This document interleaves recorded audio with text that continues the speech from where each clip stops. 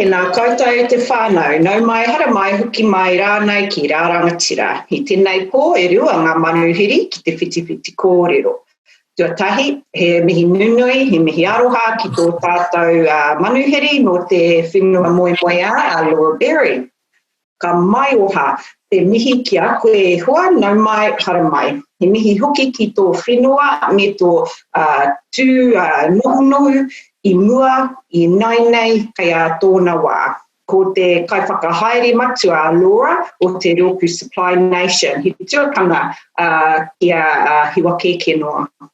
Tuarua, he mihi o te nākau ki tōku hua Anna Jane Edwards, ko te hautū o He Waka Eke Noa ia, he manukura ia kai te ao supplier diversity, kai ko nei. Nau mai, hare mai e kare.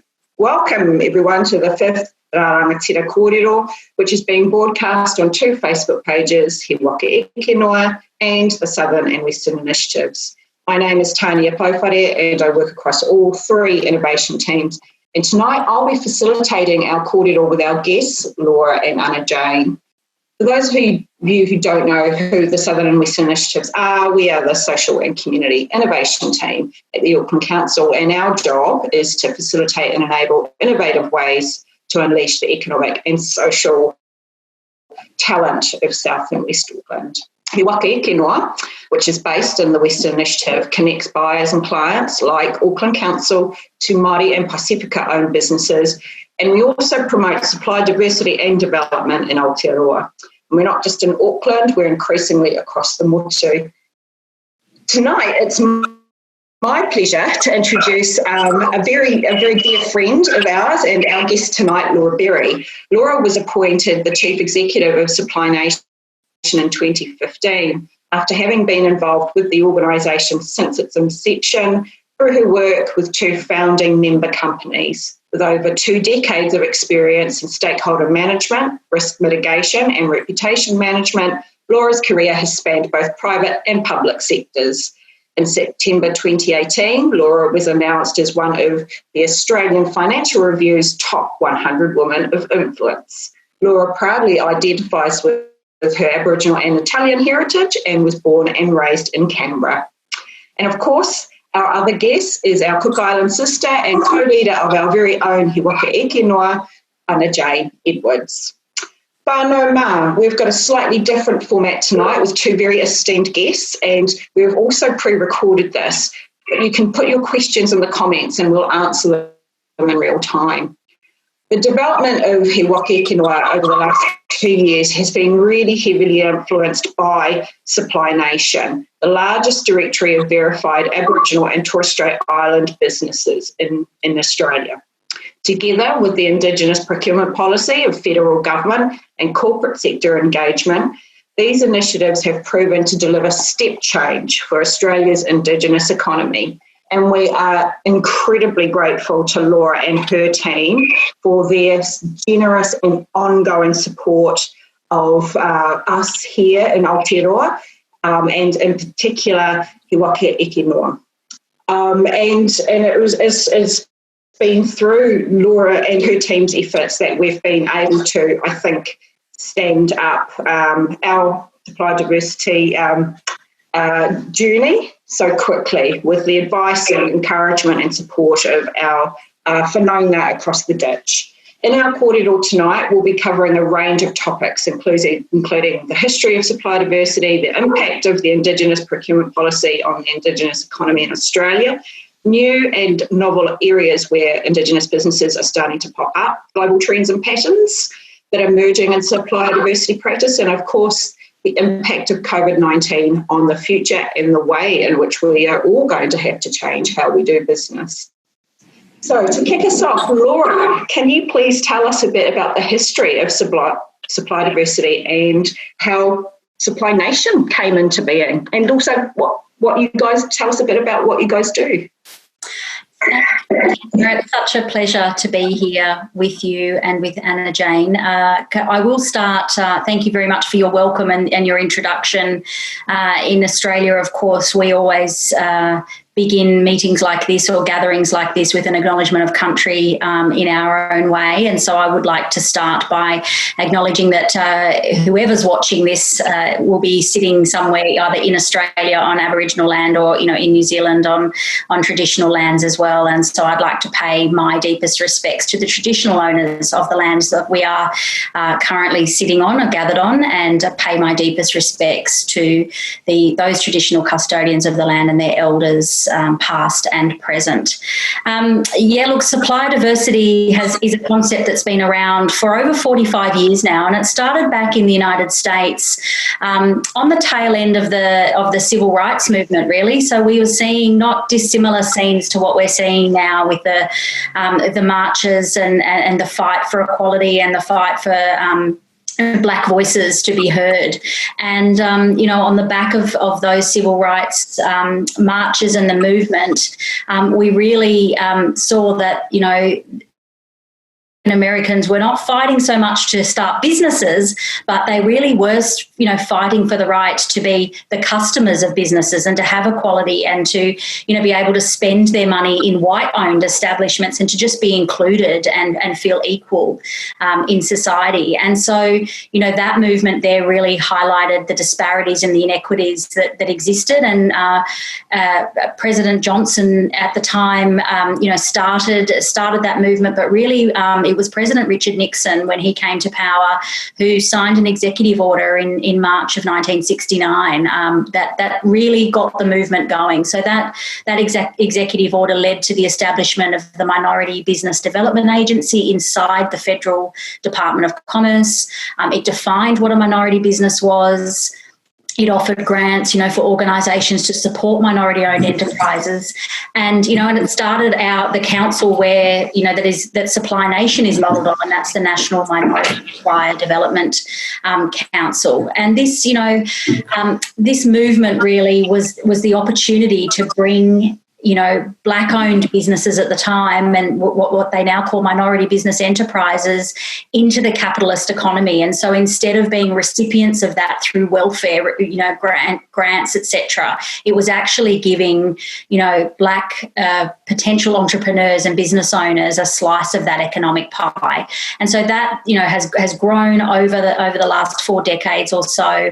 It's really gone through, a period of sort of being the right thing to do, to really seeing corporations and government agencies complying with the legislation and the programs in place, and now very much so, businesses in the United States and increasingly in Australia really see this now, having a strong supplier diversity program, having diverse suppliers in their supply chain as being a competitive advantage. It can be the thing that wins customers and can be the factor that can change, or influence a decision, in terms of winning contracts as well, particularly contracts with governments where we see provisions in place for, Indigenous in our case, or minority supplier inclusion when companies have got government as a customer. So that's sort of the history of supply diversity. And then out of that, back in 2008, 2009, Supply Nation was born. Our founder, Michael McLeod, who was a business owner in his own right, had started to see some success of his own business and had a lot of Aboriginal business owners coming to him and asking him how he could help them and how they could, get that in with the corporates that he was talking to as well. And so he started some research together with his business partner, Doug Russell, who's a non-Indigenous man, and they, went over to the United States and learned all about this concept of supply diversity and the concept of a council that worked with the corporations and the government agencies doing the buying and the minority business enterprises on the other side of that equation. And the timing was right for us. So it was on the back of the national apology to the stolen generations in Australia by Kevin Rudd. There was an inquiry by our federal parliament into Indigenous economic development. And so that gave Michael and Doug the opportunity to convince the then president of the NMSDC to come over to Australia with a delegation and to make representations to the parliamentary inquiry, which resulted in a recommendation for the establishment of what we now know as Supply Nation. Fantastic. And and lucky for us as well, because then we've been able to draw on your guys' fantastic success, and to hopefully get the same kind of movement and traction here. Anna, one of your first experiences when we were in the very embryonic stages of He Waka Eke Noa was being part of Supply Nation's delegation and going over with Laura and others to the National Minority Supplier Development Council's mega national conference in Detroit. What was that like? It was mind-blowing, to tell you the honest truth. It was incredible. Just the everyday brands that we see in our homes and our offices, everywhere that we go, we're represented at this conference looking for minority suppliers to insert into their supply chains.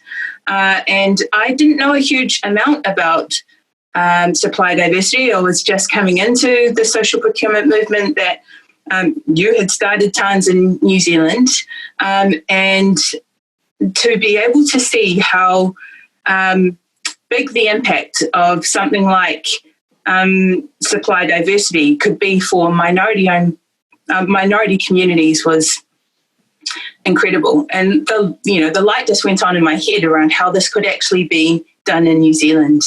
But the other really amazing thing about it was the proximity to Indigenous and Aboriginal and Torres Strait Islander businesses as a part of the delegation, and seeing and hearing their stories around how they started their businesses and how they are now, how they've grown as a part of being a part of Supply Nation, and the impact of the Indigenous procurement policy for those businesses, but also the deep commitment from the central government clients and the private sector buyers that were there as well to supply diversity, and seeing what it looked like for Australia versus what it has been for America, and how the nuances in the practice across the two countries, and how we could take from both of those experiences and create something different again for Aotearoa.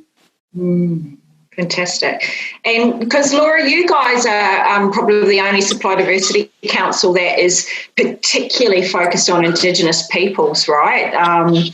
And then we're like the Johnny-come-lately, but you guys have been really instrumental in shining that light on Indigenous entrepreneurs. And yeah, and look, we're part of a global affiliation of councils that were really all born out of that NMSDC model of a minority supplier council.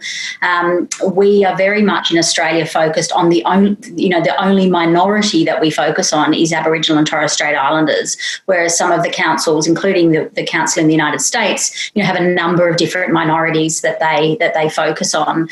It's been a very deliberate decision, of the government at the time when they established Supply Nation, but also of our board over the last 10 or so years, to make sure we maintain that focus only on Aboriginal and Torres Strait Islander businesses, because the facts and the numbers speak for themselves. We know that there is still huge inequality. We know that there is still so much work to be done to bring Indigenous communities and Indigenous people up to even to an equal footing, let alone exceeding. So that remains a very strong focus of our board and of the organisation. And I think that that's a really good thing, because it requires that focus in order to really start to hit the numbers that we need to and hit the straps that we need to bring the sector forward. Yeah, and speaking of numbers, they're pretty impressive. So I think, to date, circa $2.7 billion spent with Indigenous businesses by Commonwealth agencies as a result of the Indigenous procurement policy. $3 billion spend pledge from Corporate Australia last year.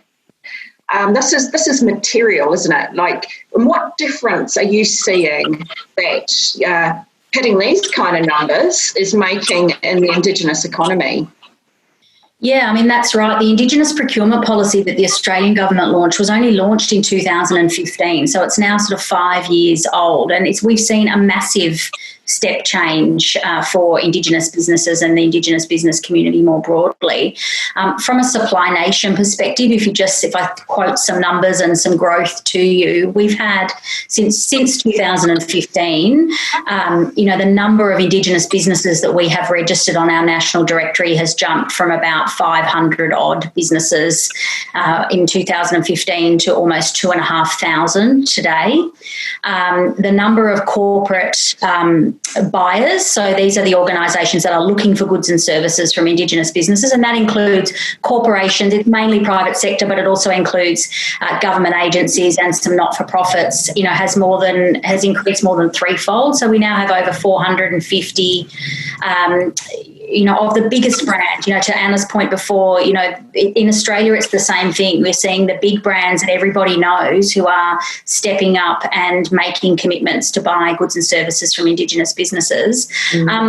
And the sector itself is growing really rapidly. So these, some of these numbers are pre-COVID, of course, but the Indigenous business sector is growing at about 13% per annum, which far outstrips the non-Indigenous business sector's growth.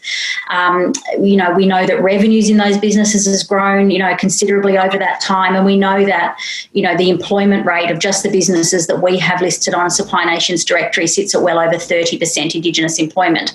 And when you think about the fact that Indigenous Australians make up about 3% of the population, having a 30% Indigenous employment rate is an absolute proof point, I think, for the need when we're looking to bring Indigenous Australians into mainstream economy and into employment, that, we already knew that Indigenous businesses are far more likely to employ our own mob than non-Indigenous businesses, and it's a culturally safe and appropriate environment. We now know it's well over 30% just of the businesses listed on our directory. But in saying that, there's still so much to do. I mean, in Australia, Indigenous businesses, are about 0.5%, ownership, but we're still 3% of the population. So still a lot of growth to come there, I think. We've got fantastic role models now in our Indigenous entrepreneurs who've been at this for, 5, 10, sometimes a bit longer years. And we've got Indigenous business owners who are millionaires, who are standing up as role models for our youth, who are coming through and thinking, what do I do when I finish school? There are lots of focus and programs on, keeping our kids in school and, making sure they graduate to year 12 and getting them through to university. And, all of this provides other role models as well to go through that path, of course, but also that, the path to business ownership and to entrepreneurship is a great one as well for our Indigenous youth who are looking to see what they might do for their future. And it's exciting. It's even with all the upheaval we've had over the last few months, I still think that there's so much opportunity and potential ahead of us. Yeah. So it's like the gift that keeps giving, right? Like the difference is significant, and then it just has all of these knock-on effects that we will realise through different generations too. They're setting us up for future success as well as success here in the present. Yeah. Anna, what's happening here in Aotearoa with He Waka Eke Noa? We've worked with around 30 government and private sector buyers over the past 6 to 9 months. I think one of the most exciting things about the practice in New Zealand is just watching the different project managers and procurement team and the organisations that are starting to deliver supply diversity outcomes get really excited about working with Māori and Pasifika-owned businesses and starting to understand all of those things that Laura was just talking about, all of the additionality that comes from buying from these businesses. And for the first time, for many of these people, it's an opportunity to get to know Māori and Pacific people and our communities in more depth.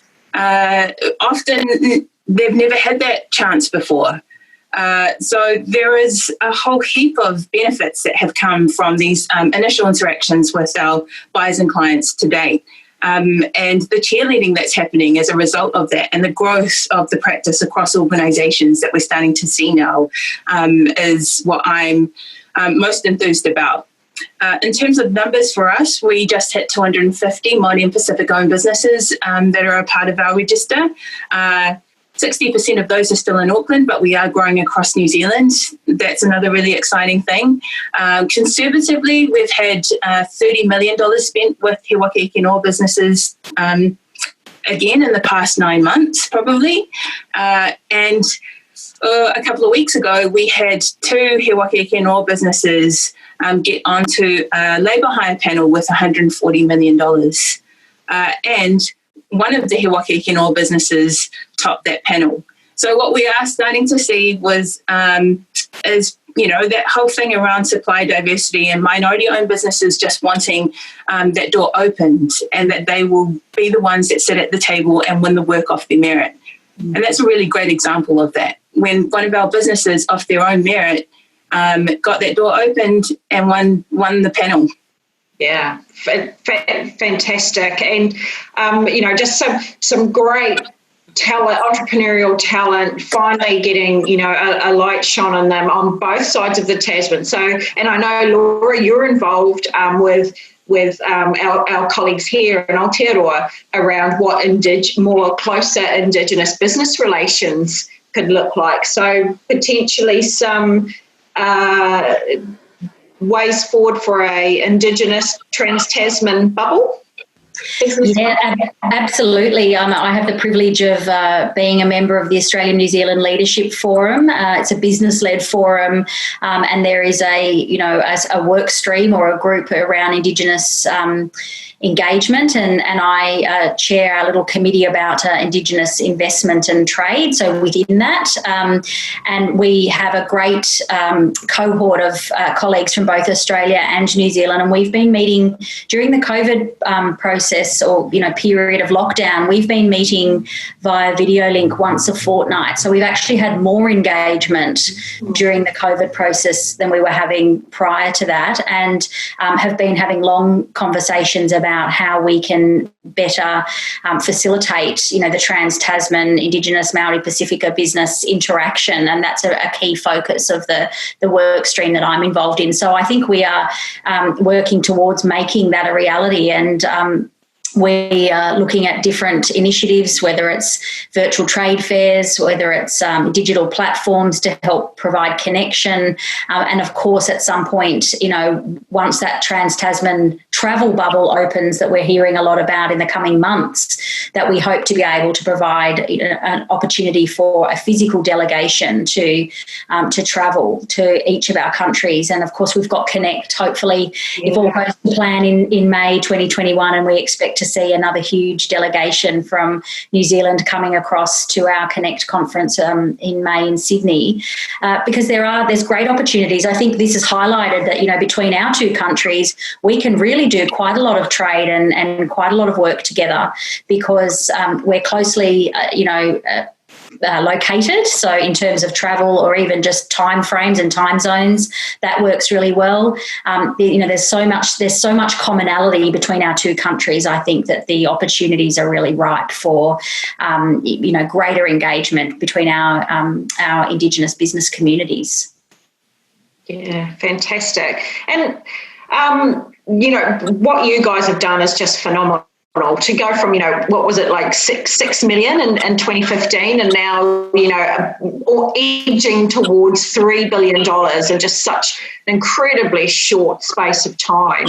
So hitting those big numbers, how important was the setting of the federal targets through the Indigenous procurement policy to getting that kind of success in a very truncated space of time? Yeah, those figures that you've just quoted are just federal government spend too. So on top of that spend, there's also the corporate spend. So we're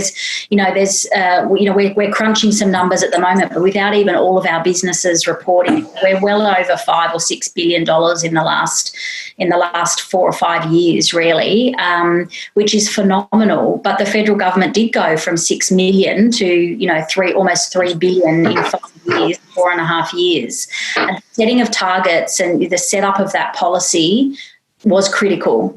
So there are a couple of elements that I think and that I talk about till I'm blue in the face that are the critical success factors of that policy. And the first was that there were targets set and that they were well communicated. And secondly was the accountability side of that. So the minister at the time who set up, who was around when we set up the policy, Minister Scullion, was absolutely unapologetic about the accountability side of this policy and making sure that the reporting on progress was public for all of the government agencies that were linked to the policy. And that really created, I think, a sense of, a bit of competition between the departments about who was doing well, because they knew that their success or otherwise was going to be publicly revealed through the Indigenous portfolio. But it helped, I think, to build momentum. And so whilst maybe at first there were some government agencies that maybe weren't as, excited about the opportunity, very quickly started to see that there was great opportunity in engaging Indigenous businesses. And I think to Anna's point, we see the same thing here in Australia that Anna was talking about before around, the opportunity to engage with an Indigenous business, to hear their stories, to be involved, to hear more about what they're doing for community or within their own family groups is a beautiful thing. But that's been the success factor, I think, for the government's federal policy.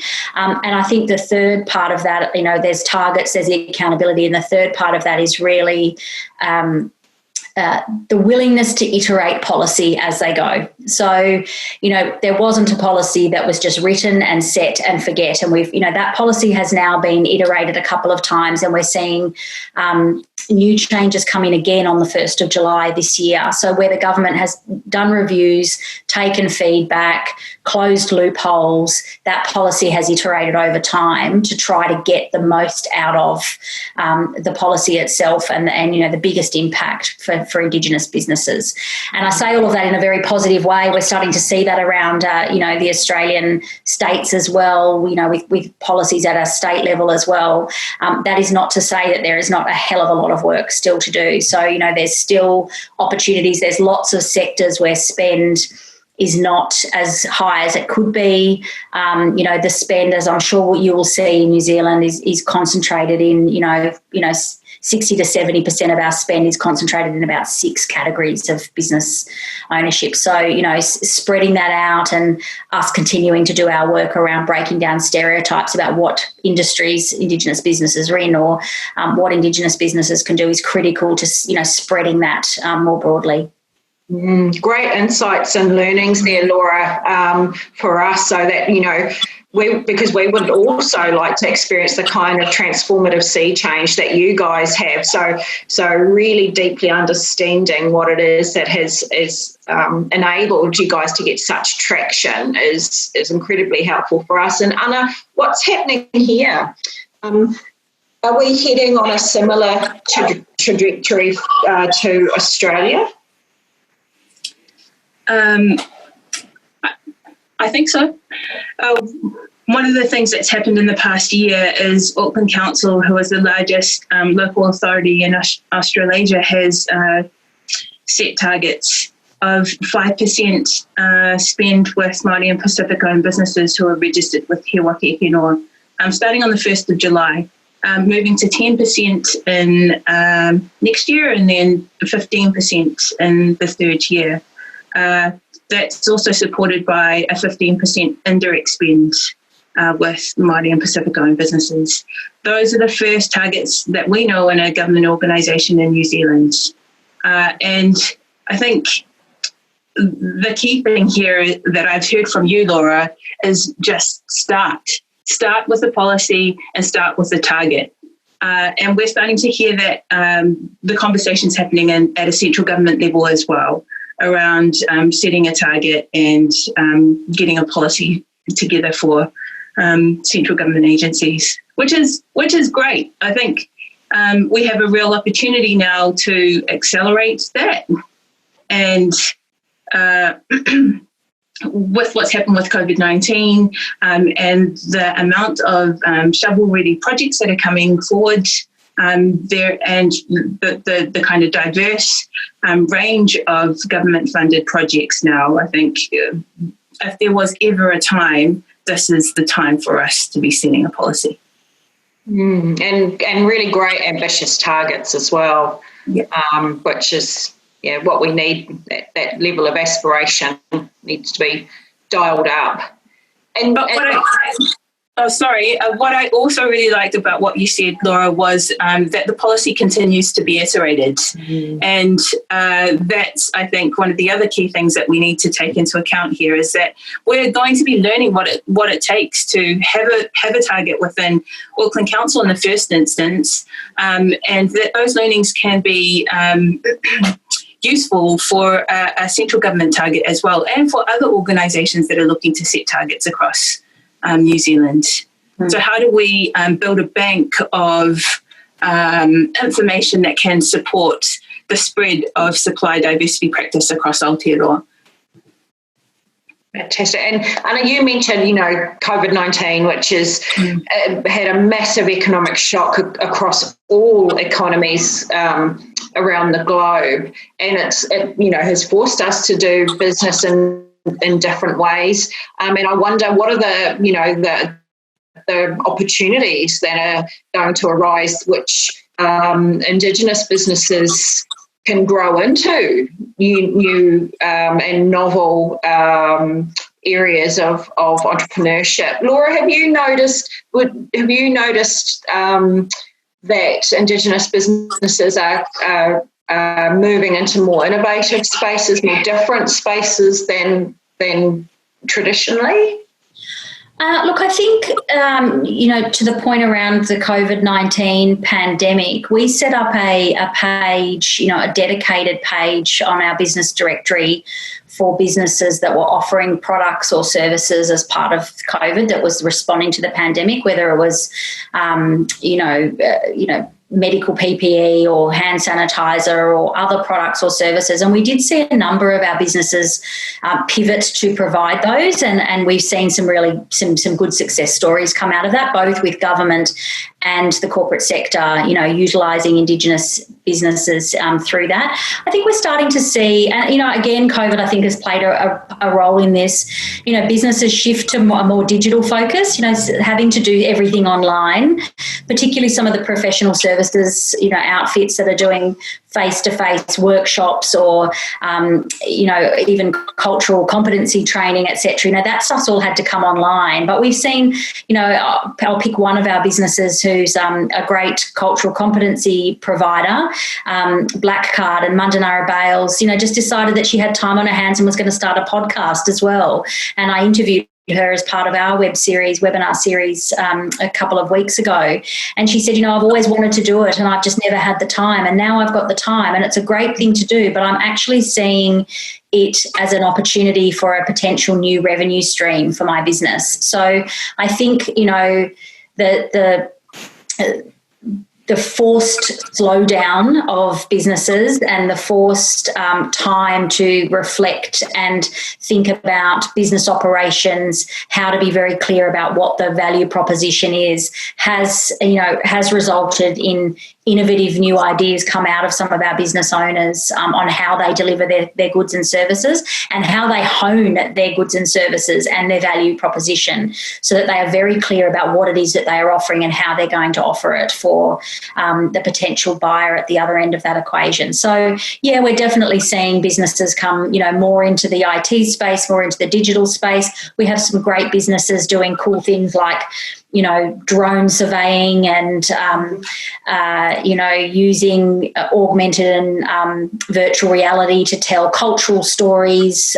So there's some really cool things, and I'm always very pleasantly surprised at our Connect trade fair when I walk around the trade show floor and start to see some of the businesses that weren't there the year before and hear about some of the great things that they're doing, even in places like, chemical cleanup and, really different industries. And it's our job, I think, as the council that's representing these organisations and trying to help them sell their goods and services to the buyers, really, you know, break down those stereotypes about what it is that Indigenous businesses are doing, what sectors they're in. When we've got businesses in all the different categories and sectors, the spend might be in the sort of top 5 or 6, you know, the ones that everybody expects, like construction and professional services and recruitment and those sorts of things. But, you know, there are some niche businesses, and that can be the difference that gets them in the door, as Anna said before, you know, gets them to the meeting room table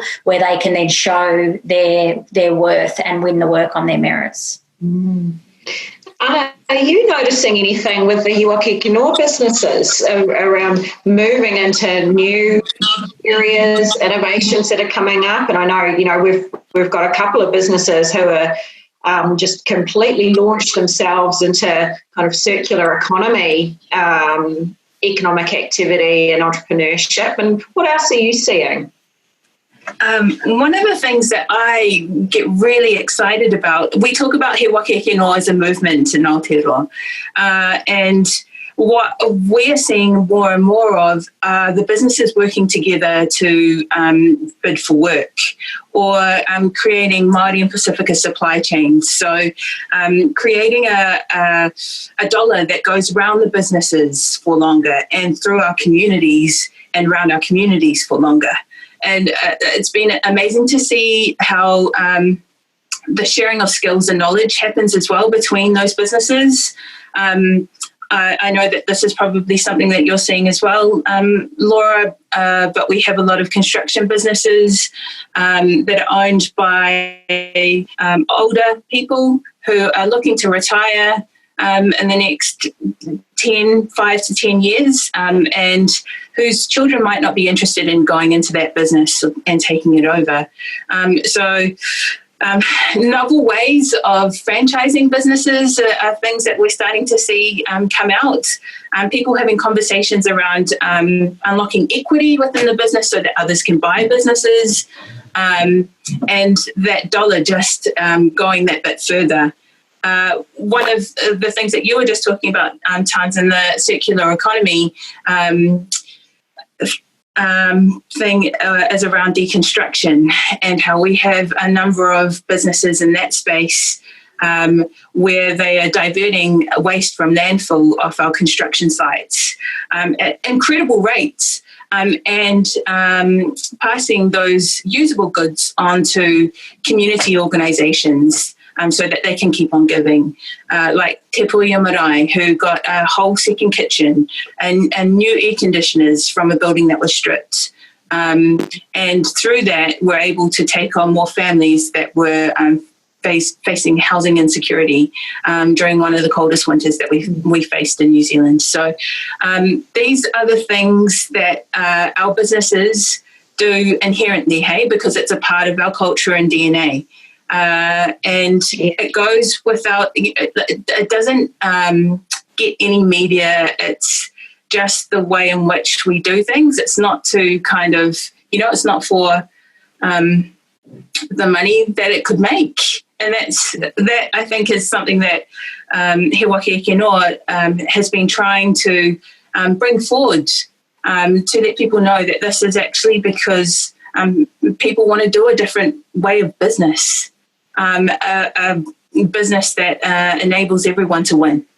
That's a really great point. And of course, because Māori and Pasifika, we're all from the same place. We share kinship, we share values, we share the same history of traversing and settling the Pacific. And so there are particular cultural and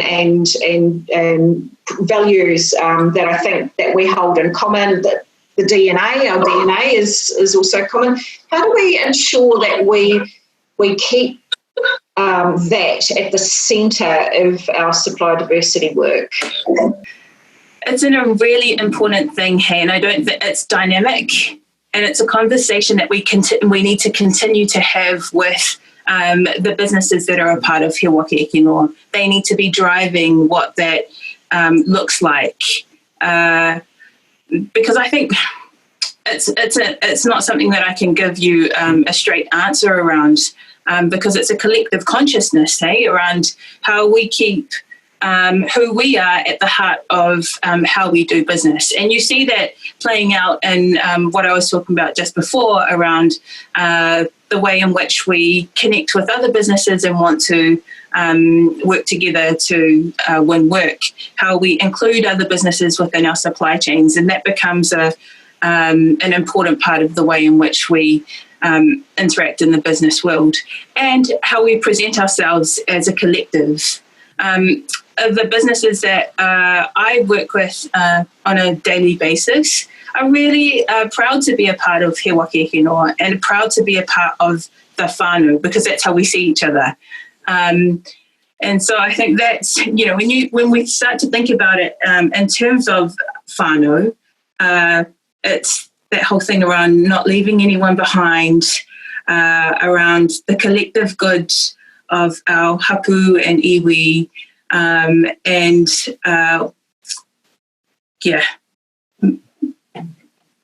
rowing, paddling the water. And Laura, you gave a really great example about such much higher levels of employment of Indigenous peoples by Indigenous employers, and the value that's attached to that being culturally safe workplaces. What some of the stuff that you guys are doing to kind of like highlight those really special Indigenous values in the work that you're doing? Look, I think that, everything that Anna Jane has just said about Māori and Pacifica businesses resonates with us as well. And I think we see the same values and the same approach to business and to community and to family here in Australia. We do hear from our Indigenous business owners often that the reason they went into business in the first place is because they wanted to employ mob. It's because they want to look after community. It's because they want to look after family or whānau. So that's the motivation behind it.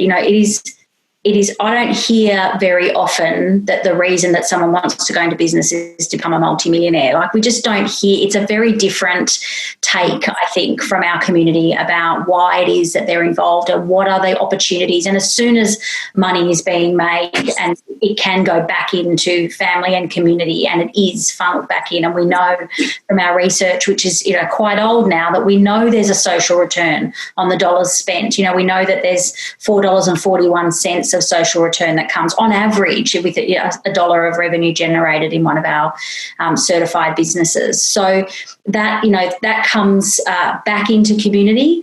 But I think Indigenous business owners do bring a difference to the way they do business over non-Indigenous. And these are some of the conversations we have with the purchasing organisations, with their procurement teams. Sometimes some of these business owners are the first time business owners in their families. Sometimes they haven't spent a lot of time sitting around boardroom tables on the 57th floor of a building, being grilled by a whole bunch of people in suits on one side of the table. We do business differently. We form relationships first.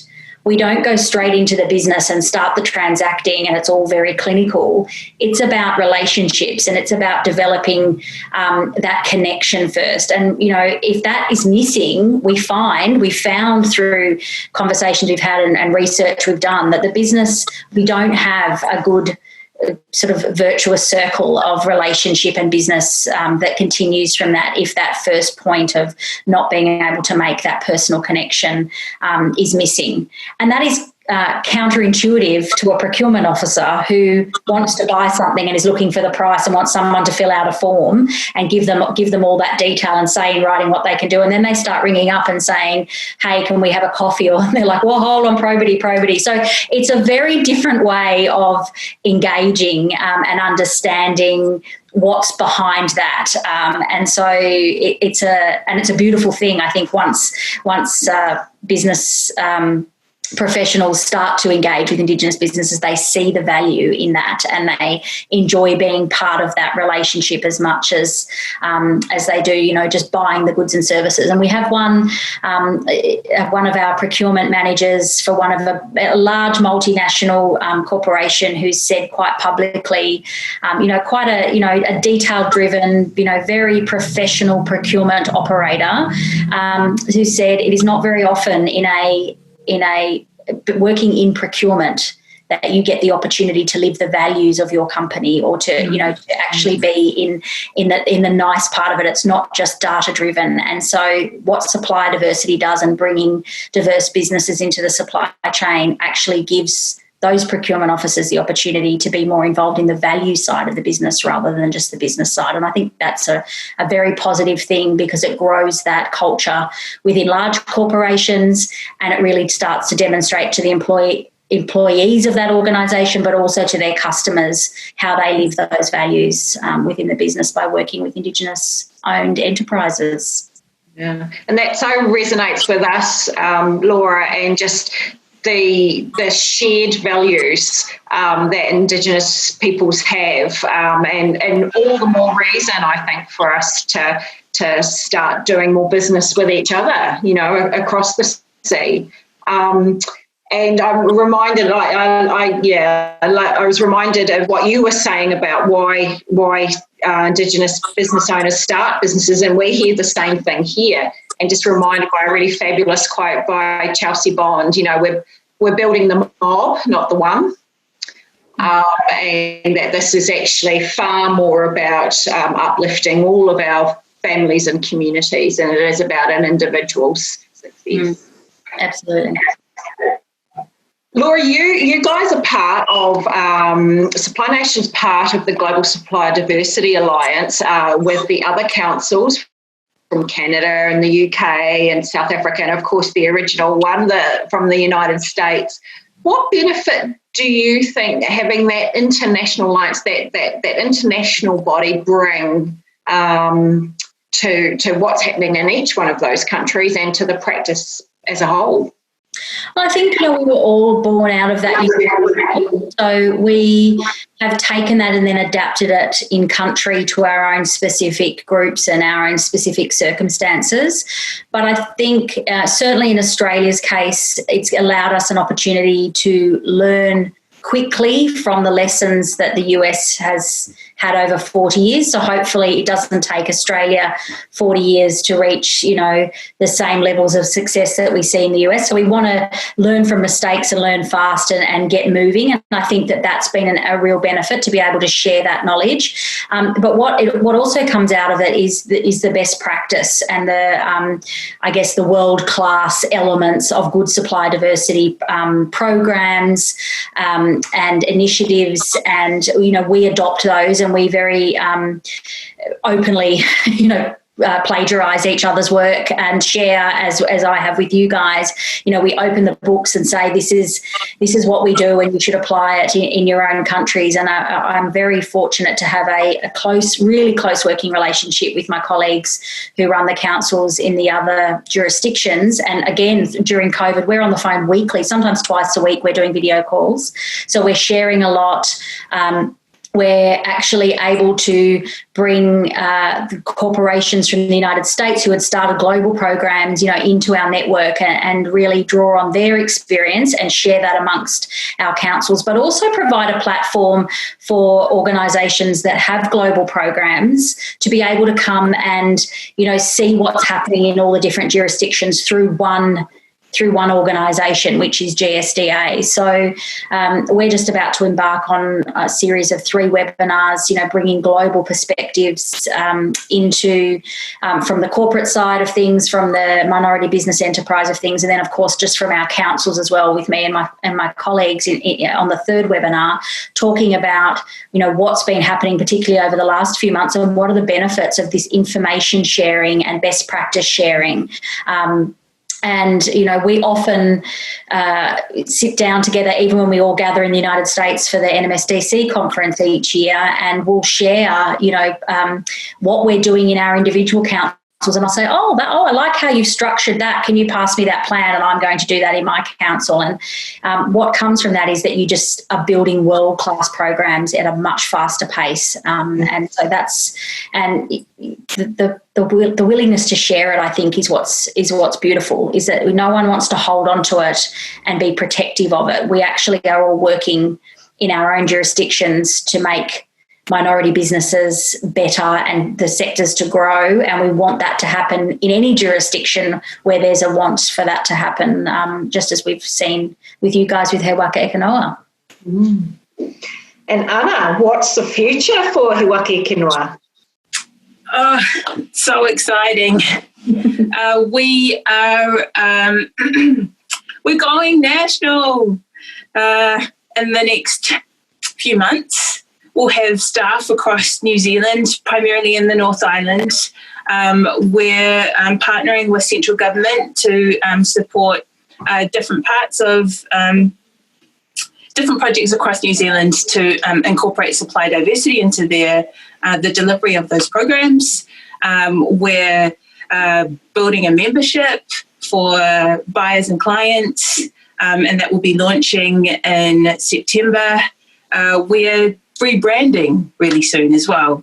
And we'll be having a proper launch party for that in early September as well. So, and the number of businesses that are joining He Waka Eke Noa are growing every day. And it's just a really exciting time at the moment for us as people become more aware of the benefits of supply diversity.